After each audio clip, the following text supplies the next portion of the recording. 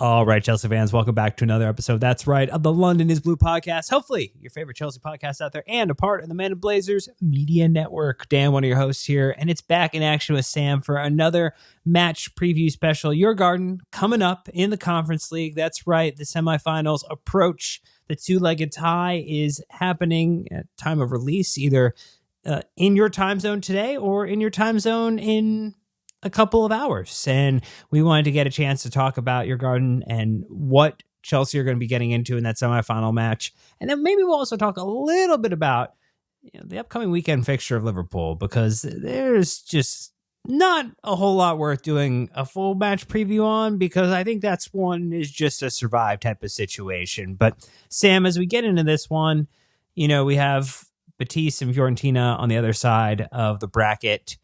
We definitely were able to navigate the easier of the draws and should find ourselves, fingers crossed, knocking on wood, whatever type of ritual you think wards off ill intent and bad futures, should be able to do this efficiently, effectively, and without a lot of chaos and drama, which means it's all going to go pear-shaped at some point, right? I mean, based on what I've been seeing, I'm pretty optimistic. I genuinely think they're the weakest of, with all due respect to them, just the weakest of the four sides remaining in the semifinals. But you have to take it absolutely seriously, as we found out in our last game in this competition, where we essentially just shocked everybody else in terms of us being the contenders. So no more results like that. Hopefully that embarrassing result in terms of the little bit of a shock is just out of the way, and now we can get to the business end. But yeah, then it's the other side of the bracket is looking quite intriguing. I would love to have Fiorentina,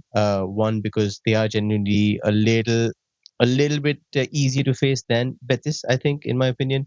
Also beautiful city. So I was just there 15, 20 days ago. So really, really love it. So in a poetic sense, I'm hoping, sort of cheering them on and hoping they make the final. So, but yeah, I mean, this should be a straightforward one, Dan. I believe that you have every chance to go there and essentially steal a result, just like Rapid Vienna did against them. They took a 1-0 lead, but unfortunately somehow went down to 9 men and lost in extra time. So barring any stupid mistakes like that, I'm predicting a straightforward win for us, and on to the next one. Whoa. You completely inverted the script style. The predictions happen at the end, but now you've seeded it at the beginning. So I don't know how we're going to get people to listen for the remainder of the podcast. They might just have listened to the first 3 minutes. They're like, oh, Sam predicted a win?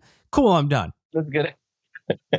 Well, I mean, we try to keep it nice and efficient. I know games are coming thick and fast, but yeah, we'll get into the scores and where I think the game could turn. But yes, I'm quite intrigued by Dan. I think there's a lot of goals that can be had in this fixture, and I'm looking at you, Cole Palmer.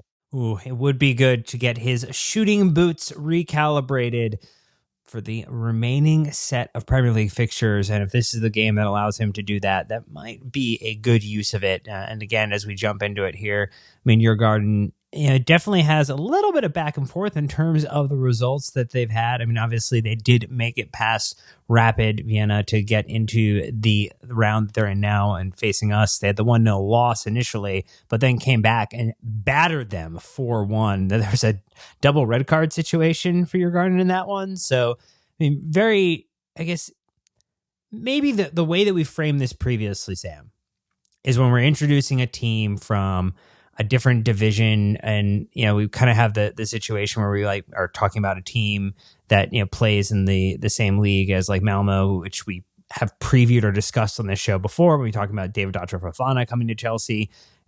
Is there maybe a reminder for people about where they should think in terms of the Swedish league as where it rates relative to other European destinations and leagues, so that we can maybe calibrate what the footballing level expectation should be when you take out just all the other noise in the situation? I think it's important to have that perspective, and in my opinion, you could probably keep it somewhere close to the Eredivisie, maybe half a step below it. I'm not a big fan of the Dutch league from a footballing tactical perspective. I just think it's a little too slow.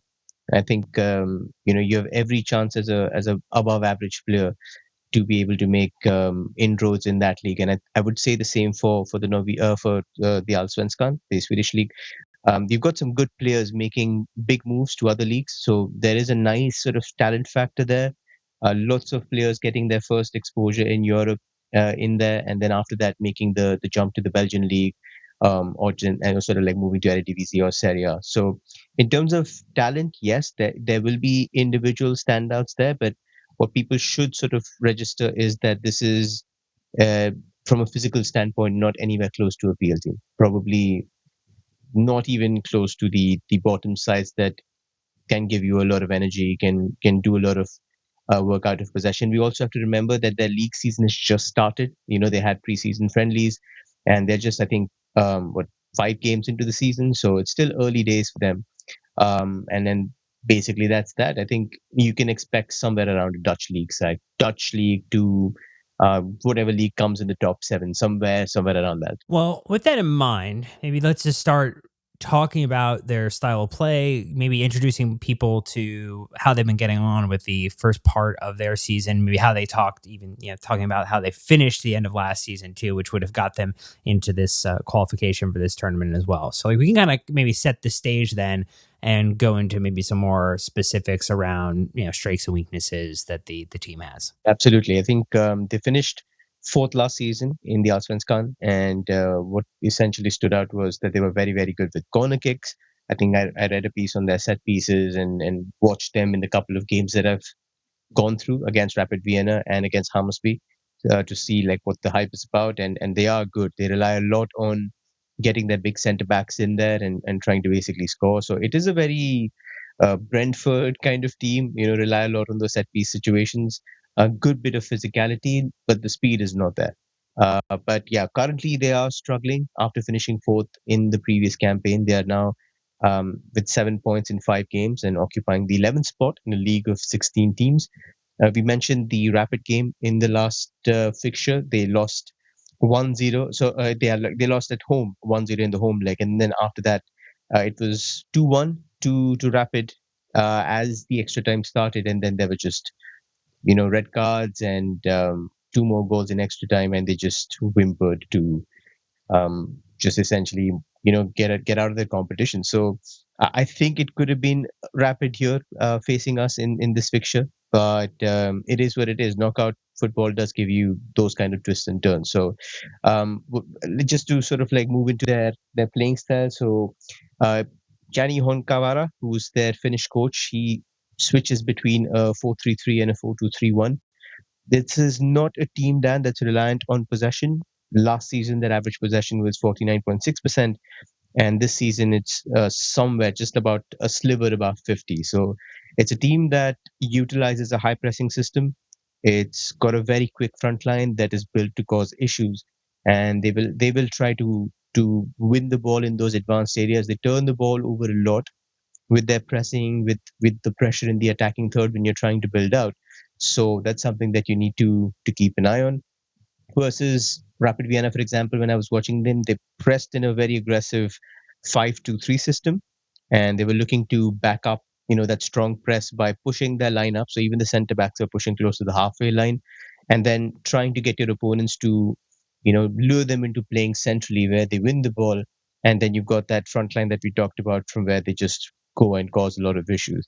They interestingly also switched Dan at halftime from their 4-3-3 to a 4-2-3-1 because they were losing the ball in their own half a lot, and this sort of also weakened their press. So they do tweak from time to time, and that's something that you have to keep an eye on at halftime, for instance.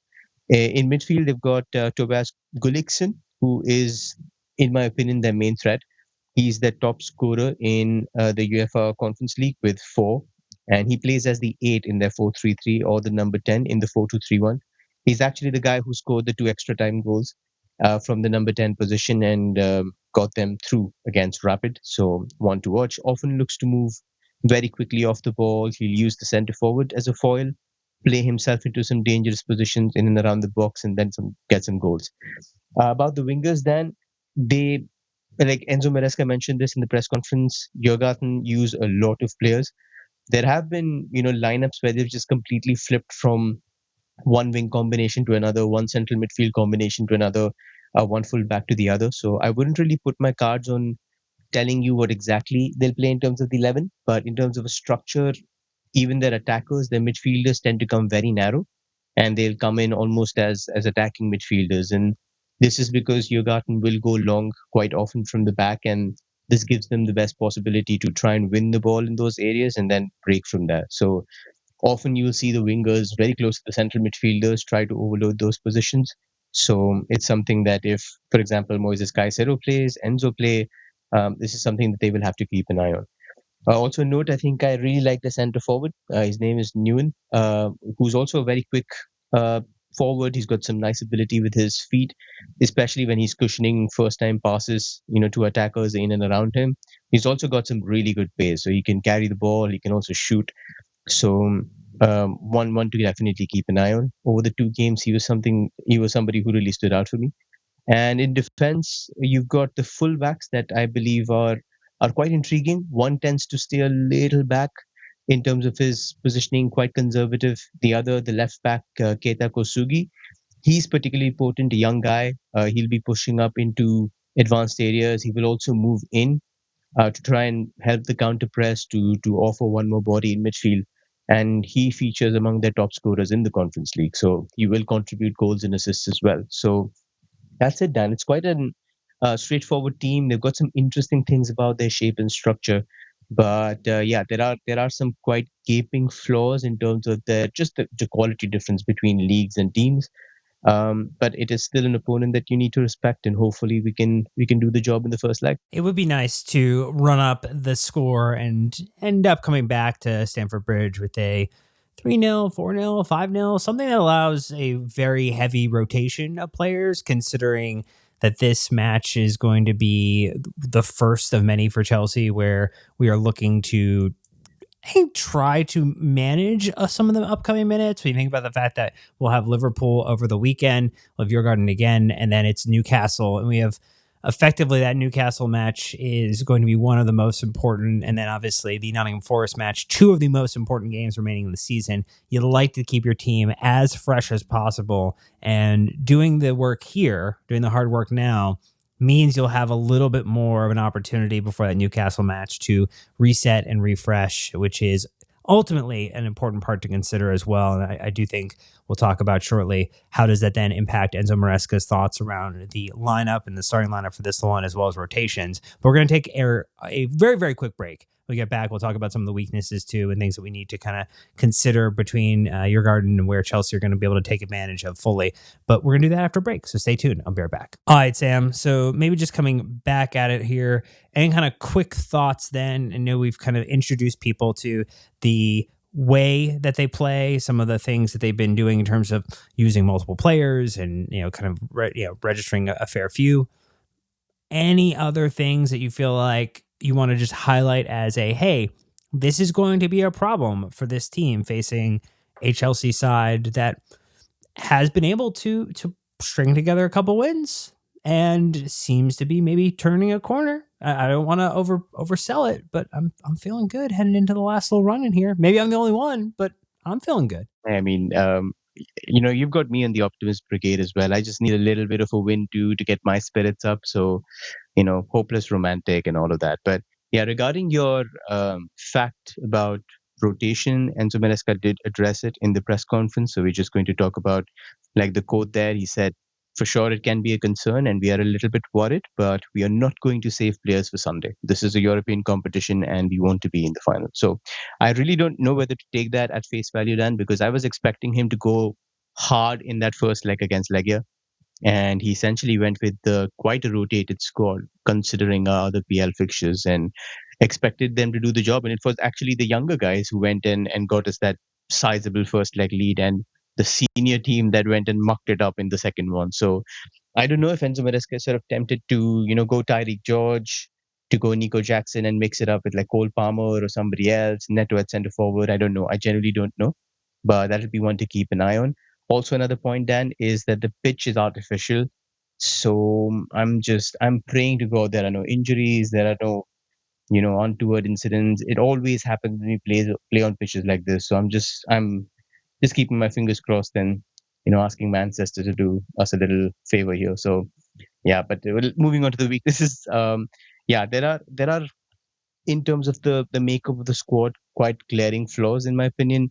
We talked about Kosugi, who is their left back. So he's 19 years old, but other than him, the back line is quite heavy on age, and essentially like experienced. But if you look at Danielson, their main centre back, he's 36. You've got Larson, who's 31. You've got their right back Stahl, who's 30 years old. So it is quite a slow backline, in my opinion. And whenever you catch them out in terms of when they're trying to step out and pressure, getting 1v1 with any of them is going to be a serious concern. In particular, I would say the right back, Stahl, he looks quite tentative when he's defending against quicker threats in wide positions. So if you put a 1v1 artist there, somebody like a Pedro Neto, somebody like even a Noni Madueke, who played on the left hand side for us last game, if you can sick him on that position and try to get a 1v1, I think there's a lot of joy that can be had on that right flank of Djurgården. The second is, Dan, we've talked about like how they rely on pressing and trying to win the ball back, but it is quite chaotic. You will often see, because their players move into different positions, you see their left back ending up in Kukureya kind of positions in, left attacking midfield. You see their wingers coming narrow. So more often than not, when the ball is played into those central areas, you'll see a lot of pressure. You'll see 3, 4 players pressing the same player, trying to spring that pressing trap. And what that does is it creates a lot of gaps elsewhere. So if you're quick enough, especially with the technical quality that we have, the press resistance that we have, you should be able to get a lot of good switches. So always look for that long switch. Always look to shift the pressure into those gaps that open up when they're trying to press. And once you're up against that slow backline, then you create all kinds of issues. So I think that's definitely going to be one. In fact, you should bait the press. You should, tease it out. You should lure it as much as possible, and hopefully not make a mistake at the back and just try to play through it as much as possible. It's something Maresca actually prefers, but we'll see if Djurgården sort of, change ploy and say, okay, this quality is a little too much to press. We'll just be a little more conservative, and maybe that change of ploy will present completely different set of problems. But if they do go aggressive, this is how you essentially beat them. And the third one I'd probably like point out and say that they're quite standoffish on shots outside the box, tend to be quite box heavy, want to sort of hold the line and try to block off space as much as possible. But if you do have the chance to get in that range, I don't think there will be anybody charging you down. There are very few attempts made to get out quick and aggressively. So when you get anywhere close to shooting range, just let 2 or 3 fly. Give them a reason to panic. Give them a reason to think the strategy twice, and you might just end up making some mistakes because it is a backline that looks very, I don't know the right word, rigid, very glued to a certain position. I was watching them against Hammarby. A lot of guys went picking up runs into the box, quite slow. 1v1 when they were getting into positions to stop the other winger. A couple of them slipped and fell, and it didn't look like they were very good at defending those situations. So make your quality count.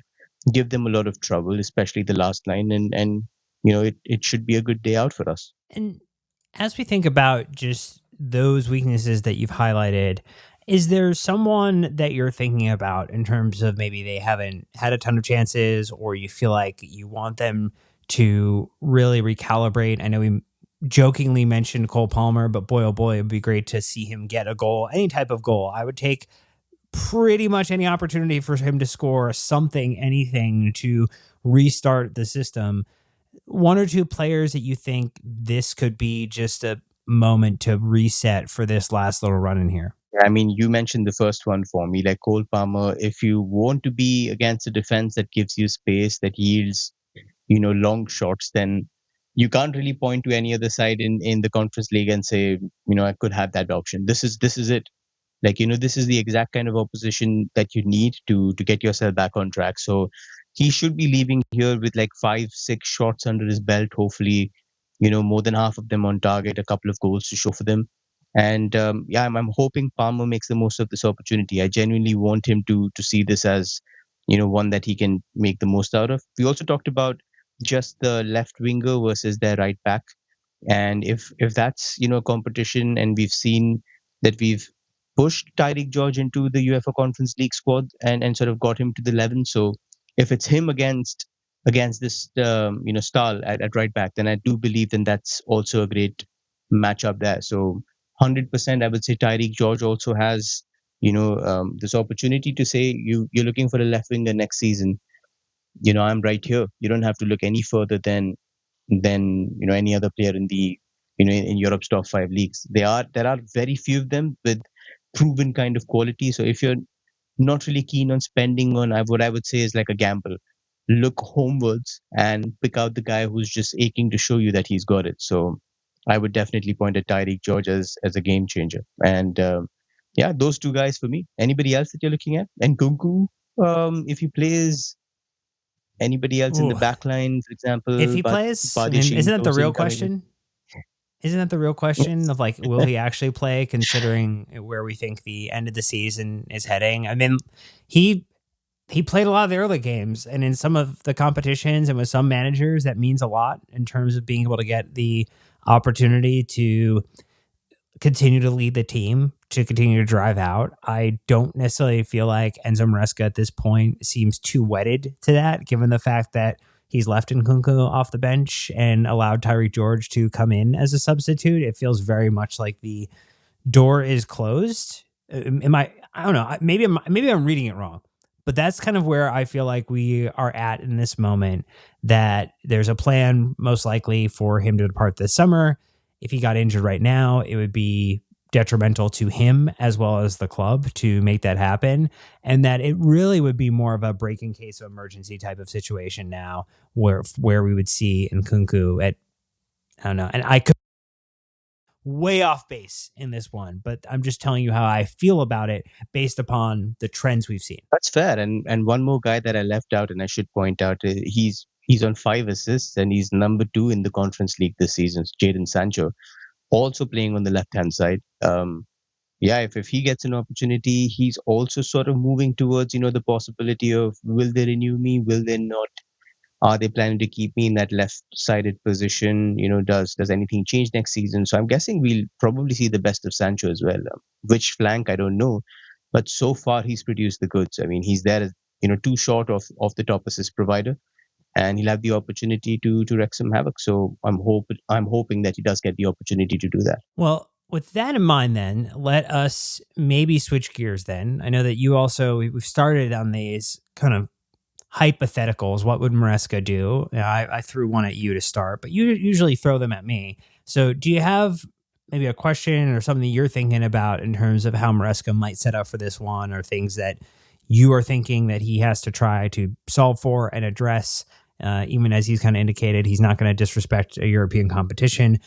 I gotta think he's thinking about Liverpool on the weekend and how maybe, doesn't feel likely, there'll be a limited opportunity just to eke a draw, take 1 point, and call that a win for the season. Yeah, I mean, I do think there's a distinct possibility that he just pulls out, the best 11, tells them to go out and blow Djurgården away as quickly as possible and essentially rest them. He's made a lot of 45-minute changes, halftime changes lately. So maybe that's what he does, tries to get Cole back into confidence, tries to get Nico a goal or something. And then once the result looks like a 2-0 win or something like that, he just gets everything off and says, okay, let our sort of backup cavalry come and finish the job. I do think, irrespective of him saying we are respecting the tournament, losing out in the Champions League is going to be a massive, massive blow, in every single way: financial, prestige, players' perspective, recruitment. So he will definitely have an eye on that fixture, especially now that Liverpool have won the title. So hopefully most of them will be in dreamland, and yeah, I'm just hoping for everybody's sake that they are. But you don't want to take any chances from a fitness perspective and just keep everybody wrapped in cotton wool for that one. Oof. Yeah, it is going to be interesting with the rotation piece here. I do agree with you that I think as long as things are treading in the right direction, the 45-minute run out, get a little bit of a test, see if he can get a goal. And if, Nico obviously firing again, like, can you get 2-2 and put yourself in a position to say like, hey, he's now ready to go and lead the line when it comes to that match against Liverpool, when it comes to the matches following that, in particular the Newcastle match, then the following weekend. That would be huge. The Cole Palmer one to me is absolutely huge. I mean, I don't care. Again, I don't care if it's a penalty. I don't care if it bounces off him weird. I don't care if he like handballs it in and it doesn't get called for some reason. Whatever it is, just let it happen so we just break the trend and allow him to start to turn effectively here in the right direction. That would be my kind of dream scenario. In terms of others, the Pedro Neto one I think is very interesting. Like, it'd be great to see if he couldn't have a few more. Nani Madueke obviously has is contributed and had a generally a very positive overall season over season improvement. One of the few attackers we've had who's done that. I do think as if there's an opportunity to half and half the attack, give everybody a chance to get their legs moving, try to get a goal, and then advance kind of forward. So those are my thoughts. Like, I think the other thing is, my mind, you haven't mentioned it yet, but were you going to ask about the midfield rotation? Because I think that's the other kind of major question, given that Lavia's back now, Enzo's available, you've got all three of them.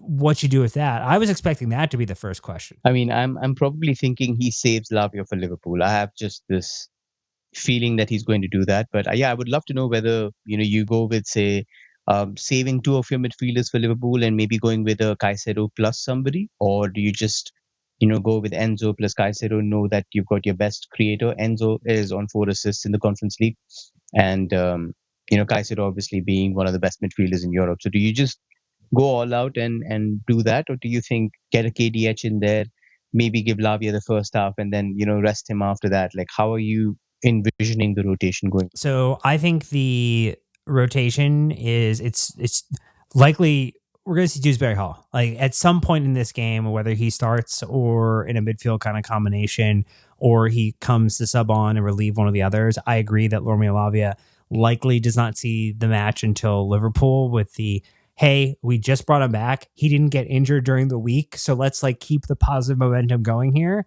And then it's a move towards, one of an Enzo or a Caicedo most likely getting more of the minutes here, because, he seems to be the individual who's more of the Iron Man in the midfield. And so that's kind of the vibe I feel like I'm picking up on, just in terms of what we've seen from team selection, evaluation, but then also thinking about, again, looking to the weekend. And as much as Enzo Maresca might put a narrative out there that like this is absolutely like the most important game is the one in front of us, which I agree, we should win this tournament walking backwards with our eyes blindfolded, but that doesn't feel like it is as easy as said as done, with the way that this team can kind of snap in and out of being a good team and being a team that lets themselves drop to the level of their competition. And so, yeah, I agree on the Lavia point.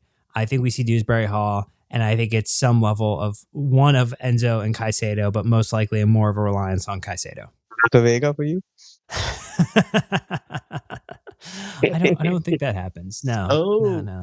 Wait a second. Oh, yeah. I mean, I completely agree with you. Like, I think he's just weighing up the difficulty level of this fixture, and knowing that you've got a last four of Forest, Newcastle, Liverpool, and United after this. This is probably the weirdest mix, the hardest mix anybody could give you. So he's definitely keeping one eye on the PL thing. He knows you need to get Newcastle and Forest as the two finals, but obviously winning one of United and Liverpool is also going to be absolutely crucial. So I completely agree with you. I think he's going to just balance the cavalry, make sure that this is a strong competitive side, and then rotate the key guys as soon as possible. So I do think Palmer will play because he desperately needs a goal, and this is probably the best opposition that you can give it, against. So I think that happens. But yeah, I would love to know I don't know if you've watched any of them, but like any on the ledge predictions, any scoreline predictions from you, Dan?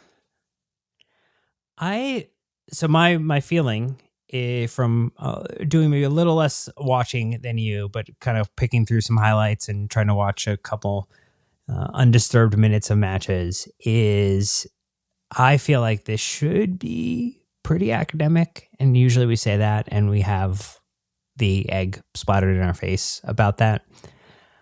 I'm hopeful that we will match what we did in the last round and pick up a 3-0 victory to feel generally comfortable heading back for the second leg. That is my overarching hope and desire.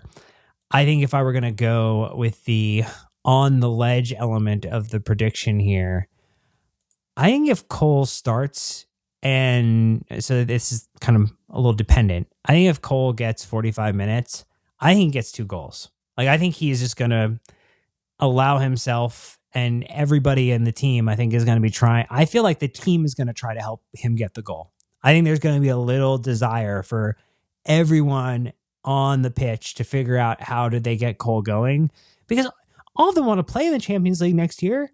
I mean, I think it's like a false narrative that, like, oh man, the players have given up. And, like, I mean, yeah, I mean, they might not be happy with certain things, but does this team really want to be in Europa League next season? I don't think so.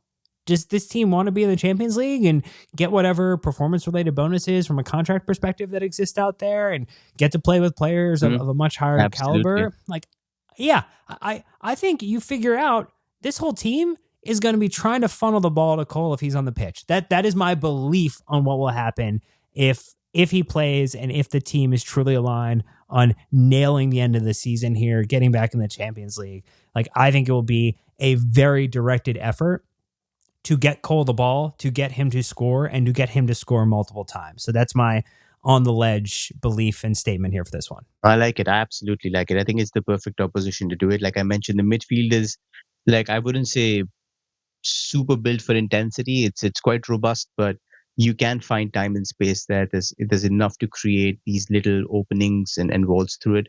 And like I said, when you get to the back line, there's a lot of joy to be had. So I'm hoping that he gets lots of shots away, he gets lots of opportunities away, and that would be it. I would probably go with my head says like go with the 3-0, but I have a feeling we're going to see something big. So yeah, I wouldn't put that out of the picture. I'll go 5-0, just for the heck of it. I've been quite safe and conservative with my predictions, but let's go 5. Wow. I love it. I love the excitement there. I love the energy. I love the passion behind a 5-0 victory, a good opportunity. Look, if I'm predicting at least 2 Cole goals in the first 45 minutes, my 3-0 is probably very much not connected to the reality of the situation. So somewhere between my Cole with 2 and your 5-0 scoreline prediction, let it be somewhere in the middle of that, where Chelsea have absolutely done everything they need to set themselves up for the rest of the season here. Any other just general final thoughts heading into the weekend, knowing that we have, this Liverpool match as well, in terms of will they be on the beach? Will they not be on the beach? Can we get here's what I'm going to predict. We're not going to get a win. That is my prediction based upon many, many years now of watching Chelsea play Liverpool and the historical and recent history trauma of watching this team absolutely have our number in every way, shape, or form.